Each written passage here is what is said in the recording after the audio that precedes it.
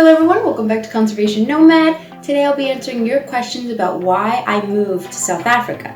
So I got my coffee here, my little booklet with your questions here, and we can jump right into it. So the first question a lot of you guys asked is why South Africa, which is an excellent question. So basically my partner and I had decided that we wanted to move out of Greece. He wanted to pursue his studies further and I just wanted something different. I wanted to find a job in conservation abroad where I can just experience more things. So we were looking at our options and we were really gung-ho about going to Hawaii. Actually, my partner had gotten accepted to universities there. I had found possible job opportunities, but at the end of the day, it was so expensive, like rent, food, everything like we looked into. I think Hawaii is the most expensive state in the US. So that was a lot. And so we decided that it wouldn't be good at this point in our life where neither of us have like a steady income and he would be a student and conservation doesn't have that much money. So we decided to put that aside. And then I had in September a youth wildlife conference that I went to as like a regiment leader, so kind of like an educator. And that was in South Africa. And so I had gone to South Africa the summer of my freshman year when I transitioned from pre-vet to conservation to see if that's something I really want to do. And I had gone near the Kruger Park to see Afunda Conservation and done my practical there. And then I visited Cape Town, my friend, and I absolutely fell in love with South Africa. So going back now for the conference just awoke that within me again. So when I came back, I told my partner, I'm like, what about South Africa? So we looked into, first of all, universities to see if he'd have an option there.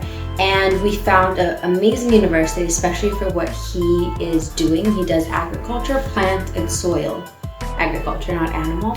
So it had an amazing university here. So we're like, okay, he's covered. So he applied to that. I started looking for work, and even though that's a different question that I'll go into later, but work is a bit tricky. South Africa for wildlife conservation is like an amazing place. So we were set on that, and cost of life was much lower and rent and everything. So we're like, okay, this is something we can potentially do. So that's how we picked South Africa. My partner had never come here. I had been, as I said, twice and I loved it. He had never been here. So it was a big leap of faith to just be like, okay, yeah, let's do that. But yeah, that's how we chose South Africa. So the second question you guys want to know is, did I find easily a job in South Africa? So no, I still haven't found a job actually. While I was in Greece, I was looking at work because I wanted to get a work visa in order to come over here. So that is another thing. If you're not a South African citizen, it is very hard to get to South Africa. So my partner got his visa pretty easily because he was accepted by the university, so he got a student visa and that was really easy. I think like it took less than a month for him to get his papers and everything and to get his visa. Me, on the other hand, because I hadn't found work, I couldn't get a work visa. So I applied for a critical skills visa, which, to put it simply, it's like you apply, you show your diplomas and work experience and any certificates or anything you've had. You send them to the South African qualification authorities and they basically see if your qualifications and skills are needed in the country. And so I did that in September when I got back. I applied for that and my visa came out one day before we got on the plane to come to South Africa. So it took almost 4 months. It was very stressful. So yeah, and as I said, I came here, I still haven't found work. What I've decided to do instead, I'm volunteering now at Sanko, which is a seabird rehabilitation center, and at the aquarium. I would love to get a job in either one of those. But I'm also looking outside of that. But in the meantime, I like keeping busy, I like learning more stuff. So currently, the things you've been seeing is me doing volunteer and intern work. It's not paid, but I would definitely keep you guys updated on that. So yeah, South Africa is very similar to Greece in that way from what I've seen, and what locals have told me is that they have a problem with jobs. There are not that many new jobs. There are a lot of people in search of work and not enough jobs created. So I am kind of stressing about that, obviously, but I am trying to stay positive I'm confident in myself and my skills, and that I'm very passionate in what I do. So I know that I'll eventually, sooner rather than later, find something that I love that will want me as well. So yeah, finding work in South Africa, of course it depends on the area you're looking in, but it is hard. Conservation overall, I think worldwide people can agree, is really hard because of lack of funding. It's not a job that makes a lot of money. It's not a job that has a lot of funding. For a lot of conservation jobs, you have to fundraise your own paycheck kind of thing. So it is definitely harder than if you were in business or economics or, I don't know, fitness, real estate, stuff like that. So I can only talk about conservation, which already worldwide is pretty hard, but in South Africa it is hard as well. Your third question is, how is life in South Africa? So for me to be more specific with you guys, South Africa is a huge country, obviously. We are on the Western Cape, an hour outside of Cape Town, in a university town called Stellenbosch. My partner's studying in Stellenbosch University, so that's where we're living. It's quite small. When we first arrived, the students weren't here yet, so it was very quiet and cute and everything. And as soon as the students came, I think there are 30,000 students in Stellenbosch, so it's definitely much more lively now. But we love the area. It's beautiful. Stellenbosch is considered wine countries, so you can do amazing wine tasting and just walk in the vineyards, and there are lots of local little farms. We went to an alpaca farm where you can go and interact with the animals and feed them and sit and have some coffee or wine. So it's very cute like that. Other than that, there's not too much to do in Stellenbosch. I mean, there are a lot of hikes and stuff that we actually haven't been able to go yet because, as mentioned before, I'm volunteering at 2 places, so I only have Sundays off. And on Sundays, we're usually either cleaning or recovering or applying for jobs and stuff like that. So we haven't had much time to do things outside of our everyday routine. But yeah, and then nightlife, I mean, I would say it has a lot of nightlife, but it's more university style. I'm quite over that. Yuri, my partner, was never really into that. So we've gone out a few times. Our first night out, we went for pool. So we were playing pool. We met some people there. It was really nice. Another time we went to a restaurant for wine and appetizers with some friends. So that was really nice as well. And then I went out with a friend of mine for drinks, and it had live music. So it has different varieties. It has from clubs that we saw, and to game places, to chill bars. So it definitely has a variety in Stellenbosch that you can choose from for nightlife. We're just not big on nightlife, because especially right now, one thing I can say about life in South Africa, or at least in the Western Cape area, is the traffic is horrendous. Cape Town traffic actually is horrendous. I think that's the only thing I do not like about South Africa so far, of course. But so as I said, we live in Stellenbosch, which is about 50 kilometers outside of Cape Town Center. So it takes, with no traffic, it takes me 40 minutes to go to Sankoop and to go to the aquarium. The thing is, the traffic is terrible. So every morning I have to leave at 5:30 a.m. from the house so that I can be at Sankoop by 7, because we start at 8. Otherwise, if I leave even 15 minutes later, the traffic is so bad that I arrive after 8. So if I leave at 5:45, I would arrive at 8:15, 8:30. That's how bad it is. And for the aquarium, similarly, I actually leave even earlier. I leave at 5:15 so that I can get there at 6:15. Luckily, the aquarium, the hours are more flexible, so I could start early and leave earlier. Because if I was to leave 5:30, 5:45, I would get there much after 8. So yeah, traffic is terrible. So I've been waking up every day at 5 a.m. or 4:45, and so I go to sleep early as well, 9:30, 10. So again, not much nightlife for us, but there are definitely options.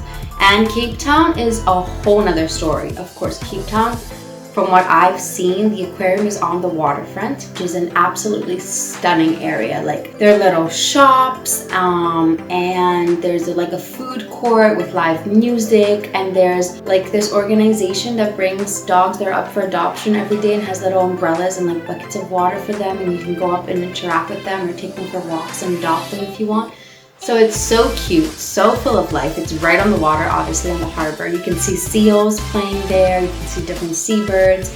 It's great. People exercising and going for drinks. There's like a comedy club there, which Yuri and I definitely want to go to one evening. So we definitely would love to move into Cape Town at some point, especially if I find work there, just so that I could avoid traffic. It'd be better for us to live in Cape Town and I could like walk to work and Yuri could commute to university, because traffic coming out of Cape Town isn't as bad. So he would be going against traffic, whereas I am going with traffic, now if that makes sense. So yeah, we would definitely love to move near the waterfront area. Next question you guys have asked me, which is like budget, cost of living, if it's expensive, like all those questions I'm going to combine into one, obviously. So yes and no, I would say. Okay, definitely much cheaper than the rest of Europe, but a lot of things are actually similar to Greece. But I think that because there's this like stereotype almost that like, oh, you're moving to Africa, so everything's going to be cheap, you know? We actually fell in that trap kind of in the beginning. So here in South Africa, they have the rand. So approximately €1 equals to 16 rand. And when we first moved here, we were stuck on thinking euros, you know? So we were converting everything, dividing it by 16. We're like, oh, that's so cheap, that's so cheap. You can't think like that. Like, it's different if you're a traveler and you think like that because you only have like 1-2 weeks or whatever. But when you're moving here, you have to switch that switch right away and start thinking locally, because afterwards it adds up, trust me. Things that are cheaper than Greece, definitely drinks. You can go out for drinks and you get a beer, which is equivalent to like 1.5 to 2 euros, or a glass of wine, which is 2 euros. Food, I would say overall is cheaper. Like going out and eating is definitely cheaper. Like when we went out for our friends for beers and drinks and food at the Italian restaurant, we each, because we split it, we were 2 couples, so like each couple gave €10, and we had appetizers, we had wine, beer. But yeah, so I would consider that very cheap for like to pay for 4 people for appetizers and drinks, 20 euros. Compared to Greece, where you go out and you get 1 drink for like 5 to 8 euros. So that is definitely cheaper. Now supermarket, I would say it's about the same, just because, I mean, I'm vegan, my partner's vegan in the house. He still occasionally eats cheese when we go out. I'm gonna fix that. No, just kidding. But yeah, so in the house we only have vegan food. There are tons of vegan options. Let me tell you, that was a huge surprise to me because I wasn't expecting them to be this many. Like, they have vegan cheeses, vegan meats, especially when you go out to eat. Every restaurant has a vegan option, it's like a good vegan option, which is something you don't find in Greece. Like, yes, you'll find vegan options, but it could be like a salad or like potatoes, you know, on the side or something. Here you'll find vegan pizzas with vegan cheese, you'll find Beyond Burger, you'll find burritos and sandwiches and chia puddings, like so many interesting things when you go out. So that's one thing you don't have to worry about. Besides like places, because South Africa is big on meat, so unless you go to like a all meat place, which is a vegan, you wouldn't anyway. Most places have like incredible vegan options, and the supermarket does as well. But yeah, supermarket I would say is about the same. We do buy a lot of vegan things we probably didn't need. We're not the healthiest vegan eaters, we're trying to fix that. But like, we do get like a lot of vegan patties or like sausages or like, you know, fake meat vegan stuff, which we really don't need, but we do enjoy. So that's definitely more expensive. I would say it's the same as in Greece. Those things tend to be more expensive. But like veggies and beans and pastas and stuff, they're very cheap. Like, you can get pasta for like €1. Fruit and veggies, I would say as well, are cheap. So yeah, overall is about the same as Greece, maybe a bit cheaper. And I think rent is considered cheaper in South Africa. However, Cape Town and Stellenbosch, because Stellenbosch is such a big university town and has so many students, and it's considered the best in South Africa and one of the best in the world. So rent is much higher. So I would say it's about the same with Greece. Overall, I would say life is, expense-wise, it is similar, if not a little cheaper, to Greece. Definitely, if you're visiting South Africa, as a Greek, you should be very comfortable. Like, it's not like you need to save up too much money. Of course, tourist attractions are more expensive. That's just normal. If you're just coming to visit in Cape Town or whatever and do activities around, it's definitely not that expensive. And living here is doable. I do not know about pay yet, so I'm definitely gonna do an updated video once I get a job and see how that budget works. So yeah, I would definitely do an update on our budget when I get a job, and I can do a little video about how much our food costs every week, utilities, gas, like all that stuff if you guys are interested. This was an interesting question, similar to the one I was talking about before, but it's how is your life compared to Greece? So how is life in South Africa compared to Greece? And I had a few people ask that. So I don't know if we've been here long enough to really be able to compare that. We've been living here for a month now. I would say the biggest difference, honestly, is just going out. Like, you don't have people going for coffee. I think that's in a lot of places. Like, that's quite unique to Greece. Because we haven't been here for long and I've been working a lot, we haven't really established like a group of friends. So that's something that's very different, obviously, for us, because in Greece we had our very close friends that like almost every day we were seeing someone or planning stuff or whatever. So here we don't have that yet. As I said, we're like very tired, so we've just been busy during the weeks, but I wouldn't say life is too different here. I mean, we have summer now, and people, you know, are going to the beaches, they're going on doing outdoor activities, going out at night. Like, things are quite similar, I would say. I don't know. Again, I've only been here for a month, but so far, like at first when we got here, that was one thing, like I was telling Yuri, now I'm noticing more differences. But in the beginning, I didn't even realize we were in South Africa. There wasn't a cultural shock, at least for me. And even for Yuri, and as I said, he's never been here before. He's been to Egypt, but nowhere else in Africa. So I thought that that would be like more of a shock to him. But no, like you have to think that the Cape Town area is very European. It's not like what you see in documentaries or movies like Africa. Totally different. Next question is, what are the people like, and do they like immigrants or not? The people have been lovely. Honestly, like we haven't had not even one bad experience so far, knock on wood. They've all been very friendly, very helpful. Everyone speaks English, it's one of their official languages. But yeah, like I don't think we've had any problems really. It's just people take their time. Like the only time we've been like annoyed or upset is because like with our internet, it took like a month for them to set up. Like we just got our internet. Before that we had to buy data, or like when we bought our used car, it took longer than they told us it would take.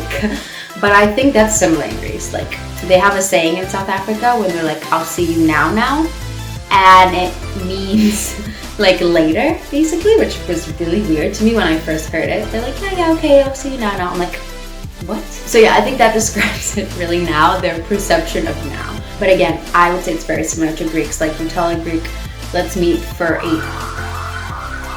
Sorry guys, this happens quite often. There's this car that keeps going off all the time. It's very frustrating. But yeah, you tell a Greek, let's meet for drinks at 8, and they come at like 10. So we're used to that. Overall, people are very friendly. Like I have felt very safe as a woman too, walking around here.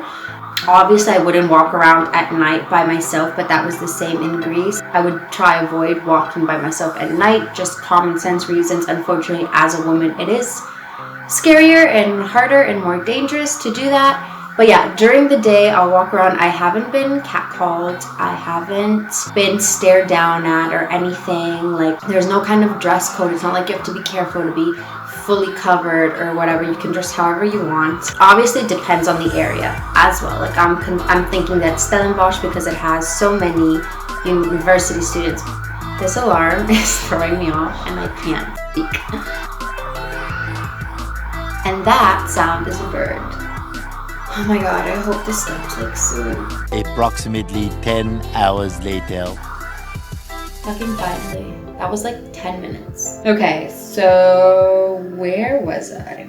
Oh yeah, so yeah, it definitely depends on the area you are in South Africa as well. Like rural South Africa, I don't know how safe it would be as a woman or as a foreigner or whatever. But in Stellenbosch, there are a lot of students. There are quite a few international students as well. So I think, you know, it's a very safe environment. Town the same.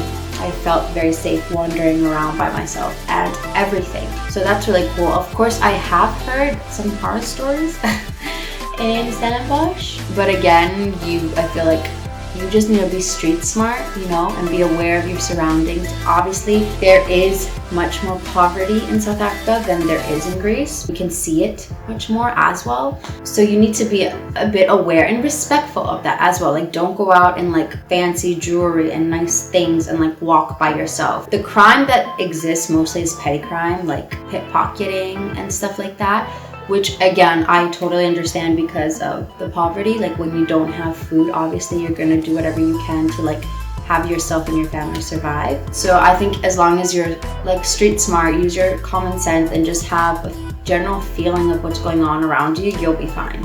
Okay, and the last question is, how long are you intending on staying there? My partner's doing a full bachelor's degree, so that is 4 years. So we're definitely considering staying for the 4 years. As I said, I love it. I hope that was clear throughout the video. I really love it here.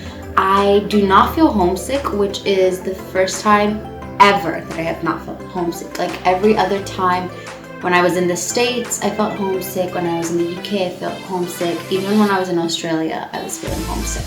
And now, I mean, it definitely helps that I moved here with my partner and not by myself. But I just feel at home, you know, like I missed my people back home, of course, and my babies, but it's not that I'm like counting down the days to go back to Greece, or like I'm more excited for people to come visit me so I can show off South Africa than going back to Greece, if that makes sense. So we're really happy here, and we're definitely staying for the 4 years until my partner's done with his degree. And then after that, we'll see. You know, we do want to go back to Greece at some point. I would also want to live somewhere else in the world at some point before settling down. So it depends, like if I have my dream job, and Yuri is lucky that with what he's doing and what he wants to do, he could do it pretty much anywhere in the world. So it's more like up to me. If he's happy here and I have a job I love, we would definitely stay longer, maybe forever, who knows. If like the wanderlust comes kicking in, because I'm not the kind of person that can like stay in one place for too long. So maybe we go somewhere else, maybe we go back to Greece for a while, who knows, like, but for now we're definitely happy. 4 years is gonna be for sure, and then we'll see where life takes us. So yeah guys, that was it for now. I hope it was interesting and educational for you guys. I definitely recommend visiting South Africa. As I said, it's very safe. It's a gorgeous country. You can do safaris and see wildlife. The marine life is incredible. You can do shark cage diving or snorkel with seals, see African penguins on the beach. Like, there's so many incredible things to do, and you can definitely be on budget doing it. So I recommend it. If any of you ever come and visit, please let me know. I would love to meet up with you or host you if you need or anything. So yeah, that's it from me. See you next week.